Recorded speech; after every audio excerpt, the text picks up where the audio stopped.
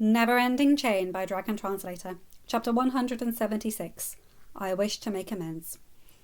They returned to Skolder's small camp. Skolder was notably uncomfortable with the two Night Furies, one deadly nadder and one sentinel ringing his campfire. Hiccup still noted the man acted as he remembered. Skolder had not been a one to fight when he lived on Berk, and did all he could to avoid the dragons in the raids. He never made it to where his courage was quested, though. While being uneasy about everything, Skolder still offered no threats or fear-filled attacks towards the dragons. Hiccup also had no qualms in telling Skolder the truth of the dragons. He told the man of the fallen queen, the battle, and the fact that dragons could speak and had a culture all their own. Skolder had been one of the very few that saw worth in Hiccup as he grew, and Hiccup never forgot that. "They can speak?" Skolder asked. "It's funny. I got the impression those little ones were coordinating in their efforts to watch me. Now I know they were." Hiccup snorted. "You would end up on a dragon's nest." Skolder laughed. "Such is my lot in life," he said. "Purposefully guard the women and the little children to avoid the dragons, and then find myself surrounded by them. Still, this renders moot old Bulk's rhetoric about dragons being extremely dangerous. I do wonder if half the things he wrote were true. I've wondered that for a while now since I've been gone.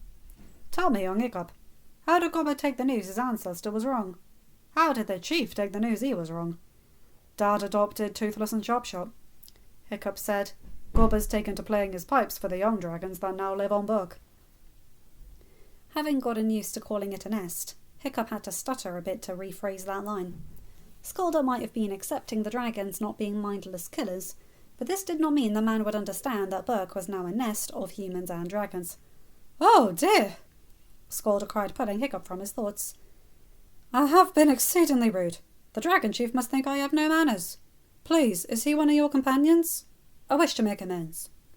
Hiccup glanced at Toothless, intending to garner his reaction on Skolder meeting the alpha of the nest. Skolder, however, moved. Hiccup placed a hand over his mouth, hiding his grin. As Skolder bowed at the waist to Hiccup. Skolder bowed at the waist to Toothless. "Honoured Dragon Chief, please forgive me for setting up camp in your territory without permission."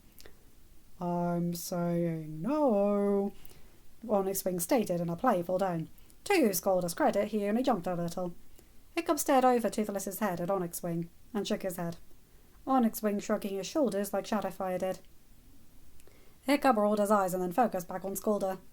"That's Toothless. The alpha of the nest is inside." "Oh," Skolder said, straightening. He looked back and forth between Hiccup and Toothless.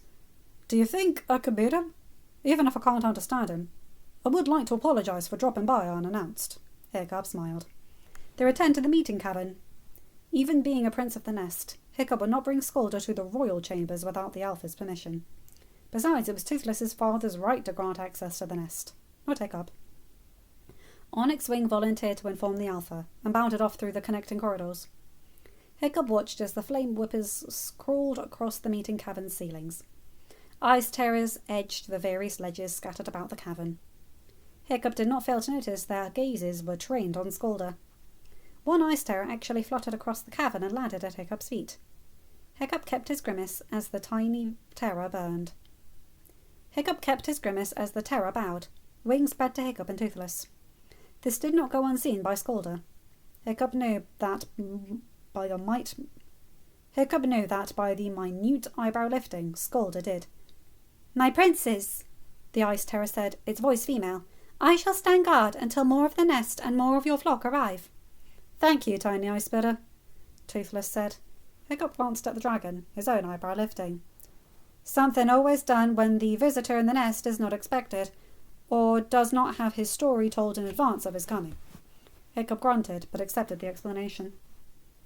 Soon more dragons filled the cavern. Hiccup heard the murmuring, and then all fell silent when the alpha pair, followed by all that had been in the chambers except for Hazia and the hatchling, Toothless's boys and Sunburn, walked into the cavern. Hiccup also noted that Shadowfire tried to keep back and away from the rest of the ledge. Toothless's father directed the riders and their dragons to stand upon. Hiccup smiled as Hookfang lightly buffeted Shadowfire with his wing and gestured with his head for the Western Dragon to join them. Meatlug also added her opinion on the matter by shoving Shadowfire towards the others. Hiccup's smile grew as Shadowfire stopped resisting and was bracketed by Hook, Fang and Meatlug, while Barf and Belch laid by Shadowfire's front paws. The Zippleback acted as if a backrest for the riders to sit by the Spitfire. "My son," Toothless's father called down, "whom do you bring to the nest?" Hiccup glanced at Toothless, only to have the Night Fury shake his head. Toothless then nudged Hiccup to take a step forward. A clear indication that Hiccup was to answer the question. Hiccup cleared his throat and stared into his adopted father's eyes. "An old friend," Hiccup answered, "one whom left home before the end of the war."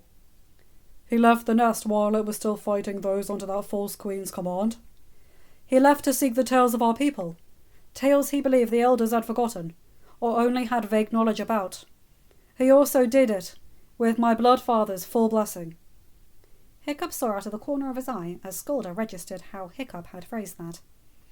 Scolder's eyebrow lifted again, but this time not in intrigue, but in genuine surprise and a great deal of confusion. Hiccup knew he would have to explain fully later. "Why has he been brought into this nest?" Toothless's father asked, pulling Hiccup's focus. "He wishes to make amends for setting up camp without the permission of the Alpha." Murmurs chorused throughout the cavern. Toothless's father allowed them for a heartbeat and then cleared his throat. "Do you trust the human, my son?" Hiccup straightened to his full height. "Yes!" "Yes!" Toothless's father did not respond for several more heartbeats. Then Hiccup saw the gummy smile Toothless used split the Alpha's muzzle. "Then we must allow the human to understand us. It would be rude to carry on where he only hears one half of the conversation, after all." End of chapter. Hi guys, hope you enjoyed this one. So I like Scolder. He's a good one. Honestly, he reminds me of myself, the way he described himself. Curious about stories, but avoiding conflict. Yeah, that's me. Anyway, you guys know the drill. Like, comment and subscribe and hit that bell to get notified for whenever I upload a new video. Have a good day, night, or whatever time zone you're in. Bye my guys, gals and albino pals. I'll see you in another video. Take care.